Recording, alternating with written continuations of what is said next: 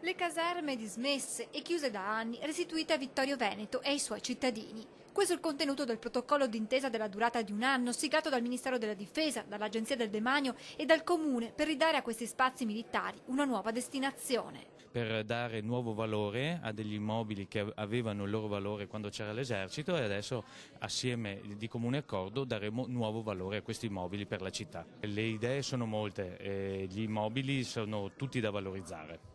Ora per noi è fondamentale in questa giornata restituire al Comune molte di queste sedi militari, lasciando alla città, ai cittadini, al Comune, all'amministrazione poi la scelta migliore, che il governo non si muove in Italia soltanto dando messaggi astratti. Questo è un momento fondamentale perché restituiamo diverse sedi militari al Comune. Una firma storica per celebrare un altro momento storico, cioè la riapertura dopo 2 anni di lavori del Museo della Battaglia.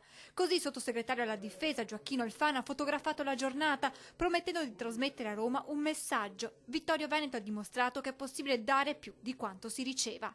Ora al Comune il compito di capire come poter riutilizzare al meglio le caserme abbandonate, un onere che vedrà anche la collaborazione di Demanio e Difesa in un tavolo di lavoro presto convocato. Qualcuno aveva avanzato l'idea di destinare la caserma Gotti a centro di accoglienza per i profughi, un'ipotesi che sembra al momento scartata. Non credo che debba essere quella la destinazione migliore, però ripeto, noi come Difesa quando restituiamo sedi militari ai comuni lo facciamo senza condizioni. Intanto i vittoriesi potranno scoprire le bellezze del Museo della Battaglia, tra i cui corridoi è possibile ripercorrere la storia della Prima Guerra Mondiale e in generale dell'esercito italiano, da cui un monito alle nuove generazioni sulla bruttura della guerra, come ripete Giovanni Sara, classe 1921, ex paracadutista, a soli 22 anni fece tutta la ritirata nella campagna di Russia. Lì bisognava camminare giorno e notte, perché chi si fermava era morto.